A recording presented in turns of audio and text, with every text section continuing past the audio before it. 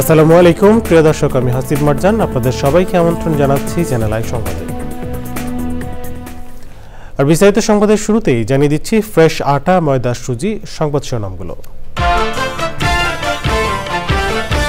ঢাকা বিশ্ববিদ্যালয়ের 7 কলেজের শিক্ষার্থীদের মধ্যে দফায় দফায় ধাওয়া পাল্টা ধাওয়ায় অন্তত 20 জন আহত।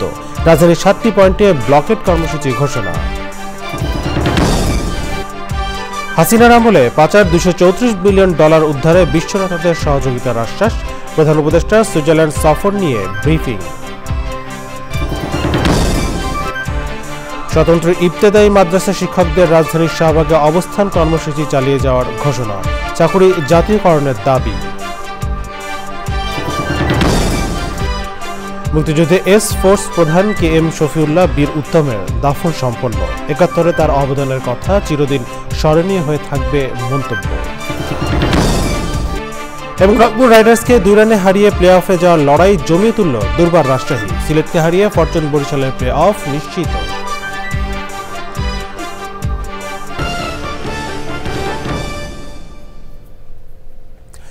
সংবাদ শিরোনামগুলো জানাচ্ছিলাম। এখনকার সংবাদ দেওয়ার জন্য একই সঙ্গে চ্যানেলের ইউটিউব চ্যানেলে এবং চ্যানেলের OTT প্ল্যাটফর্ম আইস্ক্রিনে লাইভ স্ট্রিম হচ্ছে। চলেছে বিস্তারিত সংবাদে। ঢাকা বিশ্ববিদ্যালয় ও এই বিশ্ববিদ্যালয়ে অধিভুক্ত 7 কলেজের শিক্ষার্থীদের মধ্যে রোববার গভীর রাত পর্যন্ত দফায় দফায় ধাওয়া পাল্টা ধাওয়ার ঘটনা ঘটেছে। পাল্টাপাল্টি হামলায় বেশ কয়েকজন শিক্ষার্থী আহত হওয়ার খবর পাওয়া গেছে। এমন ঘটনায় ঢাকা বিশ্ববিদ্যালয়ের প্রশাসন আজকের সব ক্লাস পরীক্ষা স্থগিত করেছে। এদিকে ঢাকা বিশ্ববিদ্যালয়ের অধীনে সব ধরনের ক্লাস পরীক্ষা বর্জন ও রাজধানীর 7টি পয়েন্টে ব্লকেট কর্মসূচি ঘোষণা দিয়েছে 7 কলেজের শিক্ষার্থীরা। বিস্তারিত সৈয়দ অদিতের রিপোর্টে। ঘটনার সূত্রপাত রোববার বিকেলে 7 কলেজের শিক্ষার্থীদের সঙ্গে অশোভন আচরণের অভিযোগে ঢাকা বিশ্ববিদ্যালয়ের উপাচার্য অধ্যাপক মামুন আহমেদের পদত্যাগের দাবিতে রাজধানীর সায়েন্স ল্যাব এলাকা অবরোধ করেন কলেজের শিক্ষার্থীরা। পরে তারা ঢাকা বিশ্ববিদ্যালয়ের গণতন্ত্র তোরণের সামনে চলে আসেন।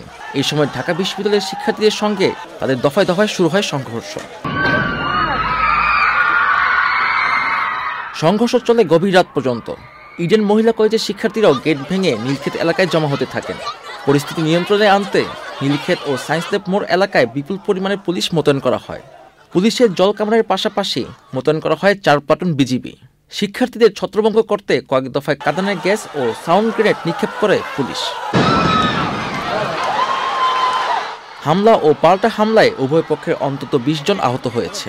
এই ঘটনায় ঢাকা বিশ্ববিদ্যালয়ের প্রশাসন আজকে সব ধরনের ক্লাস পরীক্ষা স্থগিত করেছে। অন্যদিকে 7 কলেজের শিক্ষার্থীরা রাজধানীর 7 পয়েন্টে ব্লকেট কর্মসূচি ঘোষণা করেছে। 7 কলেজের শিক্ষার্থীদের সাথে অফিস আলোচনা করাকে কেন্দ্র করে যে ঘটনার সূত্রপাত হয়েছে তার জন্য দুঃখ প্রকাশ করেছেন ঢাকা বিশ্ববিদ্যালয়ের উপাচার্য অধ্যাপক ডক্টর মামুন আহমেদ। গতকাল সন্ধ্যায় 7 কলেজের শিক্ষার্থীদের সাথে আমার অফিসে আলোচনাকে কেন্দ্র করে রাতে যে অনাকাঙ্ক্ষিত ঘটনার সূত্রপাত হয়েছে তা দুঃখজনক। এতে আমি গভীরভাবে মর্মাহত। আমি বিশ্বাস করি সুষ্ঠু পরিবেশে পারস্পরিক আলোচনার মাধ্যমে এই ভুল বোঝাবুঝির অবসান ঘটবে। 7 কলেজের ভর্তির আসন কমানো সহ 5 দফা দাবি নিয়ে রোববার বিকেলে শতাধিক শিক্ষার্থী আলোচনা করতে ঢাবির উপাচার্য অধ্যাপক ডক্টর মামুন আহমেদের কার্যালয়ে গেলে তাদের সঙ্গে অশোভন আচরণ করেন তিনি। আমাদের পরবর্তী পদক্ষেপ ঢাকা বিশ্ববিদ্যালয়ের প্রতি যে ঢাকা বিশ্ববিদ্যালয়ের আন্ডারে 7 কলেজের আর কোনো পরীক্ষা হবে না। আমাদের আর কোনো পরীক্ষা বা কোনো কার্যক্রম ঢাকা বিশ্ববিদ্যালয়ের আন্ডারে হবে না, এটাই। আর বাকি যেটা হবে আমাদের কর্মসূচি সেটা জানানো হবে পরবর্তীতে সবার সাথে আলোচনা করে। এই ঢাবি আমাদের যে সিন্ডিকেট করে রাখছে, যে ঢাকা 7 কলেজকে যে সিন্ডিকেট করে রাখছে, এই সিন্ডিকেট যতক্ষণ আমরা বের হতে পারবো, আমাদের যাবতীয় যে পরীক্ষা রয়েছে আমরা ইতিমধ্যে সেই পরীক্ষা আমরা স্থগিত করে দিয়েছি, আমরা পরীক্ষা দিব না। শিক্ষার্থীদের 5 দফা দাবির মধ্যে রয়েছে 2024-25 সেশন থেকে 7 কলেজে ভর্তি পরীক্ষায় কোটা পদ্ধতি বাতিল করা, শিক্ষক শিক্ষার্থী অনুপাত বিবেচনায় শিক্ষার্থী ভর্তি পরীক্ষা করা, ভর্তি পরীক্ষায় নেগেটিভ মার্ক যুক্ত করা সহ 7 কলেজে ভর্তি ফির স্বচ্ছতা নিশ্চিত করা। সৈয়দ অদিত, চ্যানেল আই, ঢাকা। শেখ হাসিনার আমলে বাংলাদেশ থেকে $234 বিলিয়ন পাচার হয়েছে। প্রধান উপদেষ্টার বিশ্ব অর্থনৈতিক ফোরাম পরবর্তী সংবাদ সম্মেলনে তথ্য জানানো হয়েছে। পাচার হওয়া অর্থ উদ্ধারে সর্বোচ্চ শক্তি নিয়ে কাজ করছে অন্তর্বর্তী সরকার। অর্থ উদ্ধারে সমর্থন রয়েছে বিশ্ব নেতাদেরও। সংবাদ সম্মেলনে সাবেক স্বরাষ্ট্রমন্ত্রী আসাদুজ্জামান খান কামালকে জল্লাদ হিসেবে উল্লেখ করে বলা হয়েছে, এদের মতো ঘৃণিত ব্যক্তিদের যারা প্ল্যাটফর্ম দেয় তাদের নৈতিকতা নিয়ে প্রশ্ন আছে। আরো জানাচ্ছেন মোস্তফা মল্লিক। সুইজারল্যান্ডের দাভোসে অনুষ্ঠিত ওয়ার্ল্ড ইকোনমিক ফোরামের বৈঠকে অন্তর্বর্তী সরকারের প্রধান উপদেষ্টা অধ্যাপক মোহাম্মদ ইউনুসের 4 দিনের সুইজারল্যান্ড সফরে বাংলাদেশের অর্জন নিয়ে প্রধান উপদেষ্টার প্রেস উইংয়ের সংবাদ সম্মেলন। রাজধানীর ফরেন সার্ভিস একাডেমিতে আয়োজিত সংবাদ সম্মেলনে প্রধান উপদেষ্টার প্রেস সচিব বলেন, বিদেশে পাচার হওয়া অর্থ ফিরিয়ে আনা এবং নির্বাচন নিয়ে বিশ্ব নেতাদের সঙ্গে অধ্যাপক ইউনুসের একাধিক বৈঠক হয়েছে। ডক্টর দেবপ্রিয় ভট্টাচার্যের নেতৃত্বে যে হোয়াইট পেপার কমিটি যেটা বলেছে যে $16 বিলিয়ন করে প্রতি বছর শেখ হাসিনার আমলে বাইরে চলে গেছে, তো সাইফন অফ হয়েছে, সেই টাকাটা কিভাবে ফিরিয়ে আনা যায় সে বিষয়েও আলাপ হয়েছে। বাংলাদেশের ইকোনমির নিয়ে আলাপ হয়েছে, বাংলাদেশের পরিস্থিতি নিয়ে আলাপ হয়েছে এবং তারা সন্তোষ প্রকাশ করেছেন যে বাংলাদেশ যেই দিকে এগোচ্ছে তার ধারাবাহিকতায় যে আমরা একটা ফ্রি ফেয়ার একটা ইলেকশন করতে চাচ্ছি সেগুলো নিয়ে খুব ভালো বিস্তারিত আলাপ হয়েছে। যেই টাকাটা চুরি হয়েছে এটা বাংলাদেশের খেটে খাওয়া মানুষের টাকা, তাদের টাকাটা চুরি করে নিয়ে গেছে শেখ হাসিনার চোরতন্ত্রের লোকজন। তো সেই টাকাটা আমরা যেভাবে হোক ফিরিয়ে আনবো এবং সেই জন্য যেটা লাগে যে গ্লোবালি আমাদের একটা সমর্থনটা আমরা চাচ্ছিলাম এবং সবাই অকুণ্ঠ সমর্থন দিয়েছে। প্রেস সচিবের কাছে সাংবাদিকরা জানতে চান, বাংলাদেশে যেসব নেতাদের বিরুদ্ধে গণহত্যার মামলা রয়েছে ভারতীয় মিডিয়া তাদের সাক্ষাৎকার প্রচার করছে, বিষয়টি কিভাবে দেখছে সরকার? প্রথম কথা হচ্ছে যে আসাদুজ্জামান খান কামাল হচ্ছে বাংলাদেশের কসাই, বুচার অফ বাংলাদেশ। বাংলাদেশে যেই ছোট ছোট বাচ্চা ছেলে মেয়েদেরকে, স্টুডেন্টদেরকে, শ্রমিকদেরকে, রিক্সাওয়ালাকে যে একদম নির্দয়ভাবে খুন করা হয়েছে তার অন্যতম বুচার হচ্ছেন উনি। তো তাকে যারা প্ল্যাটফর্ম দিচ্ছে, তাকে নিউজ যারা করছে, তাদের আপনি মানটা আপনি বুঝেন। এটা একটা ইন্টারন্যাশনাল এটা একটা বড় রকমের একটা প্রোপাগান্ডা ক্যাম্পেইন। সংবাদ সম্মেলনে জানানো হয়, রোহিঙ্গাদের নিয়ে আগামী সেপ্টেম্বরে আন্তর্জাতিক সম্মেলন হওয়ার কথা রয়েছে। এই সম্মেলনের যৌথ আয়োজক বাংলাদেশ এবং জাতিসংঘ। এতে অংশ নেবে বিশ্বের 70টি দেশ। Mostafa Mallik, channel I, Dhaka. চাকরি জাতীয়করণের দাবি আদায় না হওয়া পর্যন্ত শাহবাগে অবস্থান চালিয়ে যাওয়ার ঘোষণা দিয়েছেন স্বতন্ত্র ইবতেদায়ী মাদ্রাসা শিক্ষকরা। প্রধান উপদেষ্টা স্মারকলিপি গ্রহণ ও সচিবালয়ে বৈঠক করে আশানুরূপ আশ্বাস না পাওয়ায় আন্দোলন চালিয়ে যাওয়ার ঘোষণা দিয়েছেন তারা। রিপোর্ট করছেন শহীদুল্লাহ রাজু। রাজধানীর শাহবাগে চাকরি জাতীয়করণের দাবিতে সকাল থেকে অবস্থান নেয় স্বতন্ত্র ইবতেদায়ী মাদ্রাসা শিক্ষকরা। মাদ্রাসা শিক্ষা বোর্ডের রেজিস্ট্রেশন প্রাপ্ত সব স্বতন্ত্র ইবতেদায়ী মাদ্রাসা প্রাথমিক বিদ্যালয়ের মতো জাতীয়করণ করার দাবিতে মিছিল নিয়ে প্রধান উপদেষ্টার বাসভবনের দিকে যাওয়ার সময় শাহবাগের জাতীয় জাদুঘরের সামনে বাধা দেয় পুলিশ।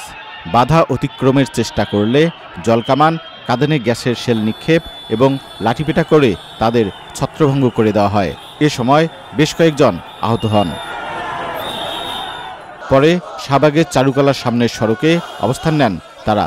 শিক্ষকদের অভিযোগ, বিনা উস্কানিতেই মিছিলের উপর হামলা চালিয়েছে পুলিশ।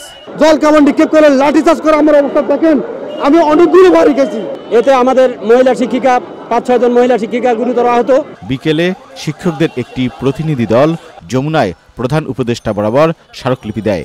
এটা শিক্ষক হিসেবে আমাদের কাছে ন্যূনতম কাম্য, আমাদের সম্মান করলো না, এটা কাম্য আশা করি না। এই 2025 সালে এসেও আমাদের প্রতি যে অত্যাচার, নিপীড়ন, জুলুম করলো, যতক্ষণ পর্যন্ত মন্ত্রণালয় থেকে বা প্রধান উপদেষ্টার কার্যালয় থেকে আমাদের শিক্ষকদের দাবি মাদ্রাসা বোর্ড কর্তৃক এসে সকল ইবতেদায়ী মাদ্রাসা জাতীয়করণের ঘোষণা না দেওয়া পর্যন্ত আমাদের চলমান আন্দোলনের কর্মসূচি এই শাহবাগের এই রাজপথে, এই রাস্তায় লাগাতার আন্দোলন অবস্থান চলবে। তবে পুলিশ বলছে শহরের নিরাপত্তা রক্ষায় আইনানুগ ব্যবস্থা নিচ্ছেন তারা। দাবি আদায়ে গত 8 দিন ধরে জাতীয় প্রেস ক্লাবে অবস্থান কর্মসূচি পালন করছিলেন স্বতন্ত্র ইবতেদায়ী মাদ্রাসার শিক্ষকরা। Shahidullah Raju, channel I, Dhaka.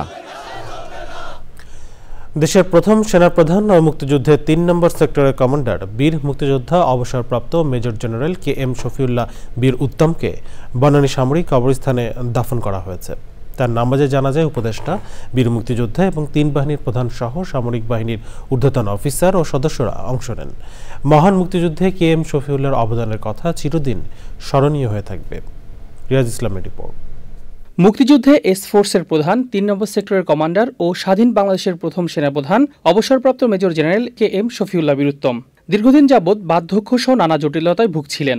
বেশ কিছুদিন ধরে চিকিৎসা নিচ্ছিলেন সম্মিলিত সামরিক হাসপাতালে। শনিবার সকালে হৃদযন্ত্রক্রিয়া বন্ধ হয়ে ৯০ বছর বয়সে শেষ নিঃশ্বাস ত্যাগ করেন ৭১-এর রণাঙ্গনের এই যোদ্ধা। মৃত্যুর পর প্রথম তাকে নেওয়া হয় নিজ জন্মস্থান নারায়ণগঞ্জের রূপগঞ্জে। সেখানে তার প্রথম নামাজে জানাজা শেষে আনা হয় ঢাকা সেনানিবাসে। সেনা কেন্দ্রীয় মসজিদে বাদ আসর দ্বিতীয় নামাজে জানাজা হয়।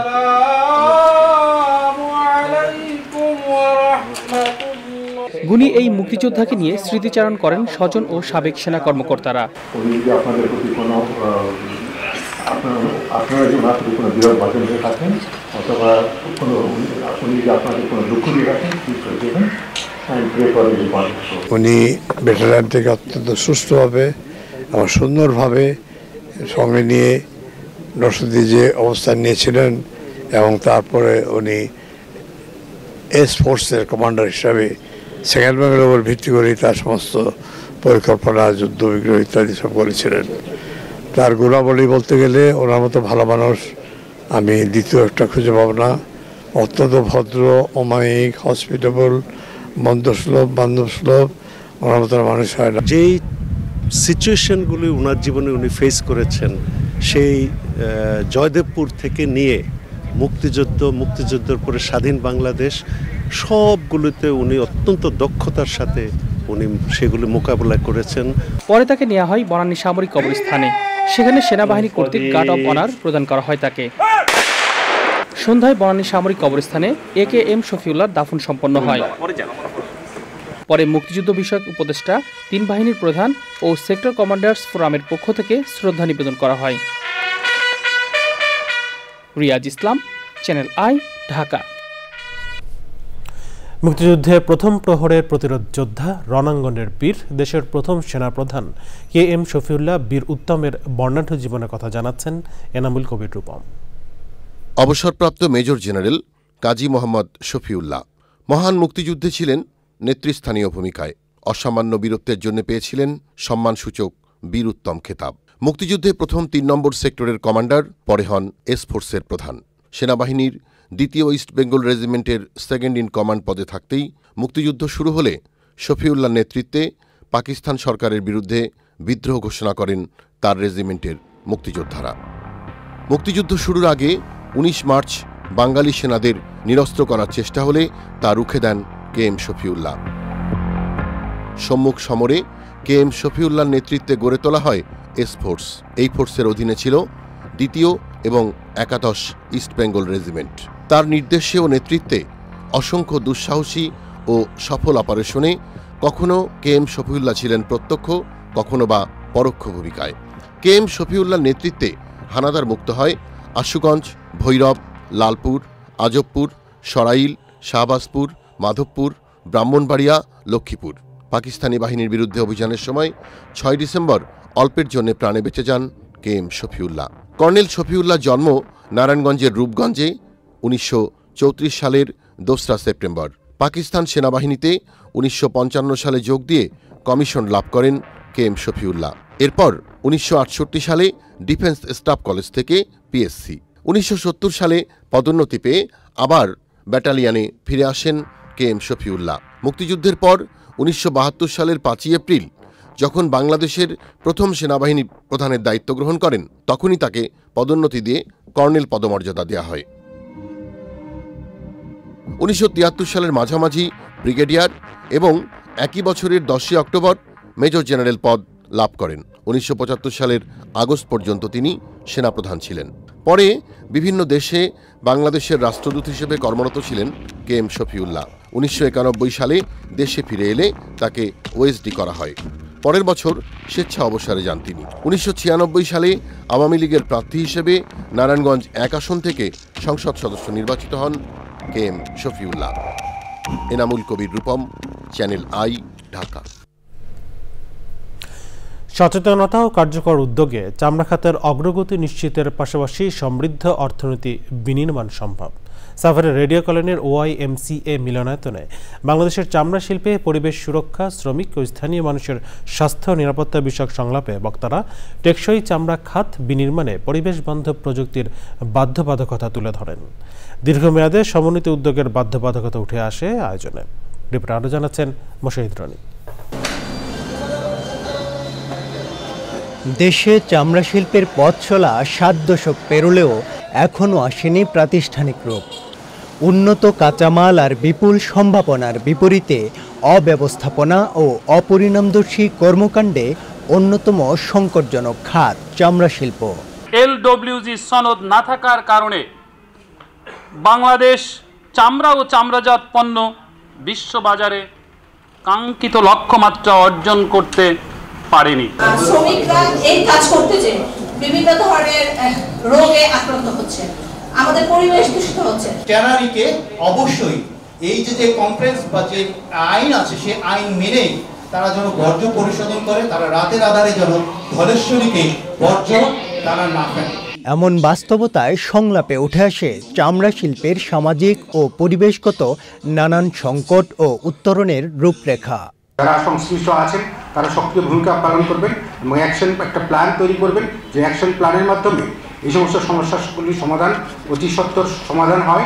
আমরা চেষ্টা করছি পরিবেশের কিভাবে ভারসাম্য রক্ষা করা যায়, কিভাবে আমরা পরিবেশ সম্মতভাবে চামড়া উৎপাদন করতে পারি এবং বৈদেশিক মুদ্রা অর্জন করতে পারি। এই যে আলোচনাটা শুরু হলো, সেই আলোচনাটাকে আসলে সব পক্ষকে নিয়ে এইটাকে আসলে চালু রাখা এবং এটার যেন একটা সাস্টেনেবল পরিণতি হয়, শুধু আলোচনার জন্য আলোচনা না। এই শিল্পে শ্রমিক এবং স্থানীয় মানুষের স্বাস্থ্য নিরাপত্তা নিশ্চিতে পরিবেশ সুরক্ষার বিকল্প নেই বলে মত বিশিষ্টজনদের। প্লাস এই সেক্টর কিন্তু সাস্টেনেবল হতে হবে, না হলে বিদেশে কিন্তু আমরা সেভাবে গ্রহণযোগ্যতা পাবো না। তো আমাদের ISO সার্টিফাইড বা আরেকটা সার্টিফিকেশন বললো সেটা নাই, সেটা থাকলে আমরা আরও বেশি আমাদের এক্সপানশন হইতো এই সেক্টর। সংবিধানের পরও আইন আছে, পরিবেশের আইন আছে, পানির আইন আছে, কৃষির আইন আছে। এই চামড়া শিল্প যেটা সম্ভাবনাময় একটা খাত, সেটা ভালো হচ্ছে না। ফ্যাক্টরিগুলো কি করছে, এই ক্রোমিয়াম সহকারে এখানে দিচ্ছে এবং এই ক্রোমিয়ামটাই এই সিটিপি থেকে ওভারফ্লো হয়ে আপনাদের নদীতে চলে যাচ্ছে, মাটিতে চলে যাচ্ছে।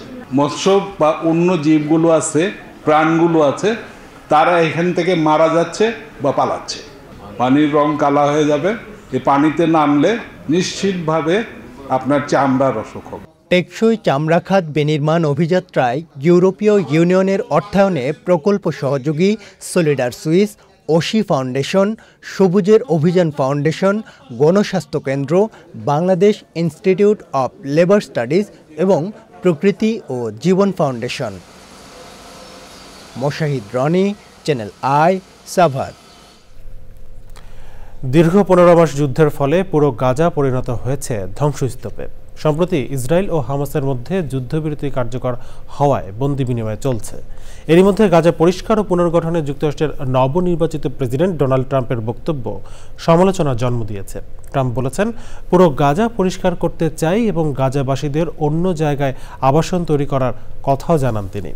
এমনকি তিনি গাজাবাসীকে মিশর ও জর্ডানে আশ্রয় দেওয়ার প্রস্তাব দেন তিনি। এমন বক্তব্যে অনেকে বলছেন, ফিলিস্তিনিদের গাজা থেকে সরাতে ইসরায়েলের গভীর চক্রান্তের অংশ এটি। এদিকে যুদ্ধবিরতি লঙ্ঘন করে ফিলিস্তিনের অধিকৃত পশ্চিম তীরের জেরিন শহরে ইসরায়েলি হামলায় 2 বছরের শিশু সহ 2 জন নিহত হয়েছে। এছাড়া হিজবুল্লাহর সাথে যুদ্ধবিরতি চুক্তি অনুযায়ী লেবাননের দক্ষিণ থেকে সেনা প্রত্যাহার করার দিনেও হামলা চালিয়েছে ইসরায়েল। এতে 1 সেনা সদস্য সহ 15 লেবানিজ নিহত ও অনেকে আহত হয়েছেন।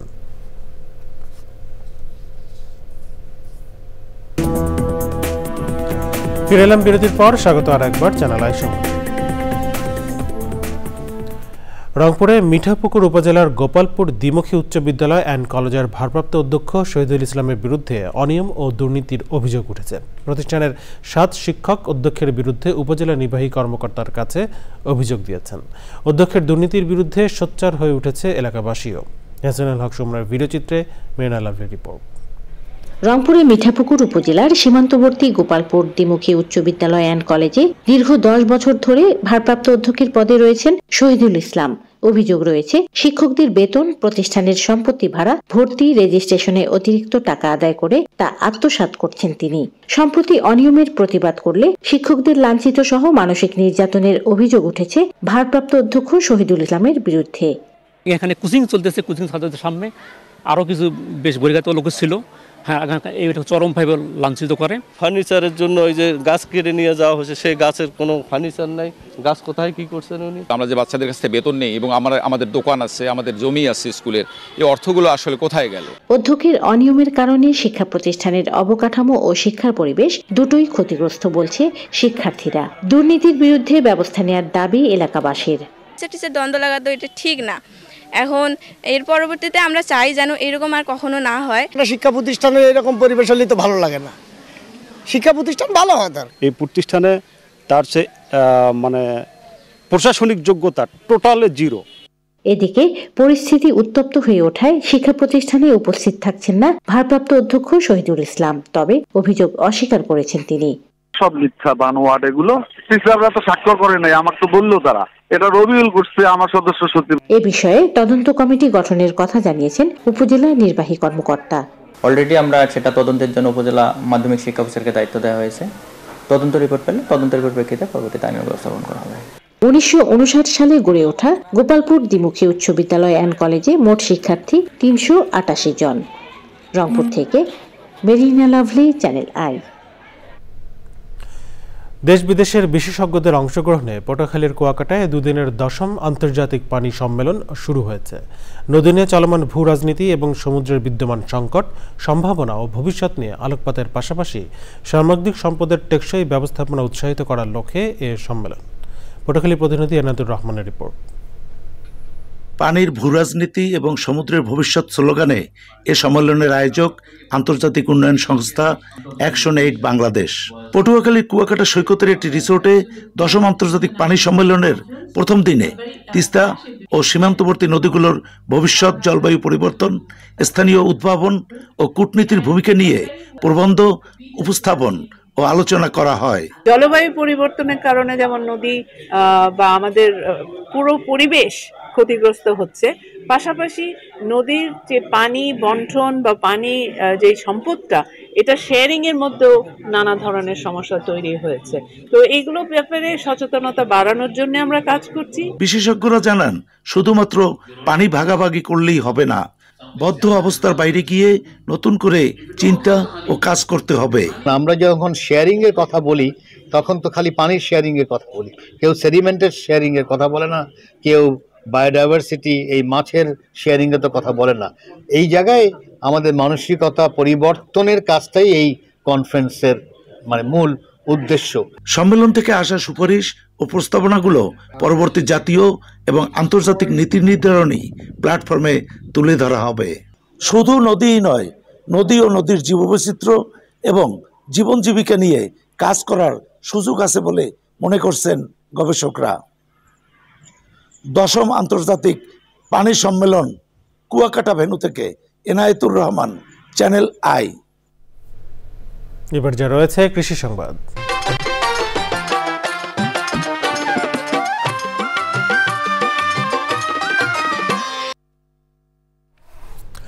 শরীয়তপুরের গোসাইরহাট উপজেলায় গত মৌসুমে প্রণোদনার আওতায় সমলয় পদ্ধতিতে বোরো আবাদে লাভবান হয়েছেন কৃষক। এবার নিজেদের উদ্যোগেই 40 একর জমিতে বোরো আবাদ করছেন তারা। কৃষি বিভাগ বলছে, সমলয় পদ্ধতি সম্প্রসারণ করা গেলে কৃষকের ব্যয় সাশ্রয়ের পাশাপাশি অধিক ফলন পাবেন তারা। শরীয়তপুর থেকে এস এম মুজিবুর রহমানের রিপোর্ট। সমলয় পদ্ধতিতে বোরো আবাদ গত মৌসুমে লাভবান করেছে চাষিদের। এবার নলমুড়ি ইউনিয়নের ঘাটাখান গ্রামের 45 জন কৃষক সমলয়ে বোরো আবাদ করছেন। 40 একর জমিতে ব্যাবিলন সুপার 3 হাইব্রিড জাতের ও উফসি জাতের বৃধান 74 আবাদ করছেন তারা। এবার নিজস্ব অর্থায়নে আমি এই সমন্বয় করতেছি, যান্ত্রিক প্রযুক্তিতে লাগাইতে পারছি। এতে আমাদের অনেক বদলা খরচ, লেবার খরচ অনেক কম হইতেছে। এই জন্য আমরা অনেক উপকৃত এবং লাভবান। লাইন দিয়ে ধান রোপণ করা যায় মেশিনের সাহায্যে, এতে আমাদের অনেক লেবার সাশ্রয় এবং উৎপাদন বাড়ে। এই 50 একর জমিতে আমরা প্রায় 450 থেকে 500 মণ ধান আমাদের বেশি হয়েছে। তো কৃষকরা লাভবান এবং কৃষকরা খুব খুশি এলাকায়, এবং সামনে এবছর আমরা আমাদের অর্থায়নে আমরা ইনশাল্লাহ করতেছি, সামনে ভবিষ্যতে এটা চলমান থাকবে ইনশাল্লাহ। উৎপাদন ব্যয় কমিয়ে ফলন বৃদ্ধির লক্ষ্যে কাজ করে যাচ্ছে কৃষি বিভাগ। এইভাবে যদি আমরা সমলয় ভিত্তিক চাষাবাদ কার্যক্রমগুলো বাস্তবায়ন করতে পারি, তাহলে কৃষকের একদিকে যেমন খরচ কমবে, ঠিক অন্যদিকে তারা অধিক পরিমাণে উৎপাদন বাড়ানোর মাধ্যমে তারা আর্থিকভাবেও লাভবান হতে পারবে। সমলয় পদ্ধতি সম্প্রসারণ যেমন কৃষি উদ্যোক্তা তৈরিতে সহায়ক ভূমিকা পালন করবে, তেমনি দেশের খাদ্য ঘাটতি মেটাতেও কার্যকরী হবে বলে মনে করছে কৃষি বিভাগ। শরীয়তপুর থেকে SM Mojibur Rahman, channel I. এখন দেখবেন প্রকৃতি সংবাদ।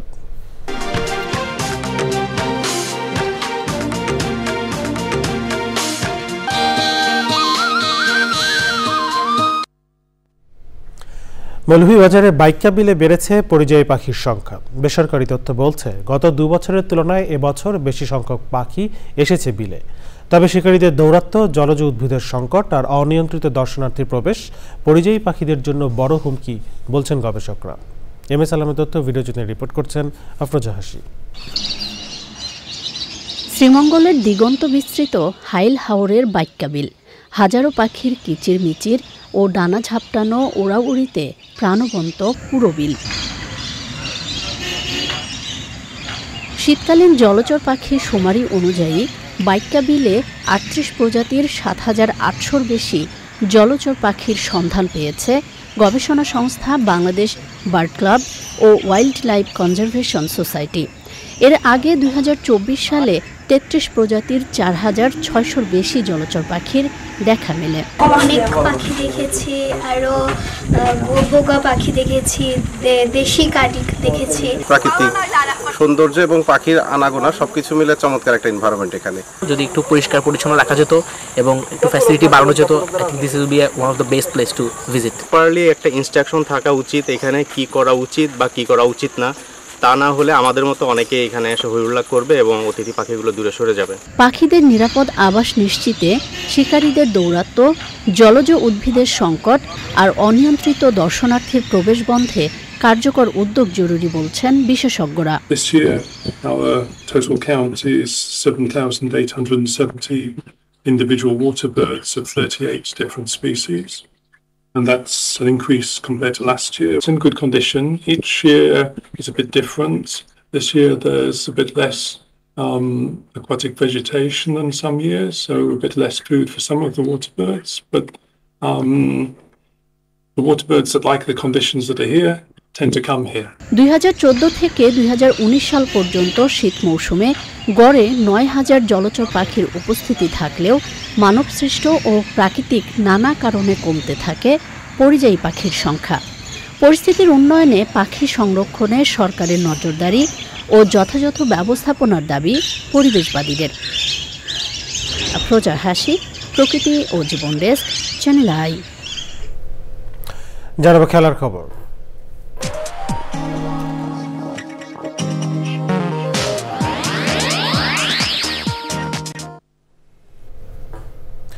অনূর্ধ্ব-19 নারী টি-20 বিশ্বকাপ ক্রিকেটের সেমিফাইনালে খেলার স্বপ্ন শেষ হলো বাংলাদেশের। সুপার 6-এর ম্যাচে ভারতের কাছে 8 উইকেটে হেরে জুনিয়র টাইগার্সদের টুর্নামেন্ট থেকে ছিটকে যাওয়া কার্যত নিশ্চিত হয়েছে। অন্যদিকে বাংলাদেশকে হারিয়ে সেমিফাইনালের পথে ভারত। মালয়েশিয়ার কুয়ালালামপুরের বেইউমাস ওভালে সুপার 6-এ গ্রুপ 1-এর ম্যাচে টস হেরে ব্যাট করতে নেমে 20 ওভারে 8 উইকেট হারিয়ে মাত্র 64 রান তোলে বাংলাদেশ। 9 রানে 3 উইকেট হারানো টাইগার্সদের ইনিংস হাফ সেঞ্চুরি ছাড়িয়ে যায় 6ষ্ঠ উইকেটে জান্নাতুল মাওয়া অধিনায়ক সুমাইয়া আক্তারের গড়া 31 রানের পার্টনারশিপে। সুমাইয়া 21 ও মাওয়া করেন 14 রান। জবাবে 2 উইকেট হারিয়ে 7.1 ওভারের মধ্যে জয় তুলে নেয় ভারতীয়রা। মঙ্গলবার ওয়েস্ট ইন্ডিজের বিপক্ষে নিজেদের শেষ ম্যাচটি খেলবে বাংলাদেশ। সংবাদ শেষ করবো, তবে যাবার আগে ফ্রেশ আটা, ময়দা, সুজি সংবাদ শিরোনামগুলো জানিয়ে দিচ্ছে আরও একবার। ঢাকা বিশ্ববিদ্যালয় 7 কলেজের শিক্ষার্থীদের মধ্যে দফায় দফায় ধাওয়া পাল্টা ধাওয়ায় অন্তত 20 জন আহত। রাজধানীর 7টি পয়েন্টে ব্লকেট কর্মসূচি ঘোষণা। হাসিনার আমলে পাচার $234 বিলিয়ন উদ্ধারে বিশ্ব নেতাদের সহযোগিতার আশ্বাস। প্রধান উপদেষ্টার সুইজারল্যান্ড সফর নিয়ে ব্রিফিং। স্বতন্ত্র ইবতেদায়ী মাদ্রাসা শিক্ষকদের রাজধানীর শাহবাগে অবস্থান কর্মসূচি চালিয়ে যাওয়ার ঘোষণা, চাকুরি জাতীয়করণের দাবি।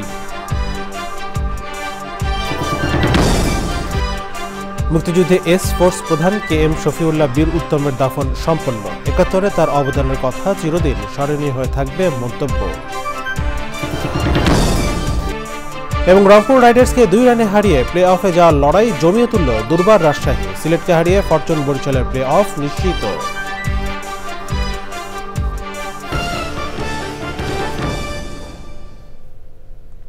প্রিয় দর্শক, এই ছিল চ্যানেলের সংবাদের এখনকার আয়োজন। এতক্ষণ সাথে থাকার জন্য ধন্যবাদ সবাইকে।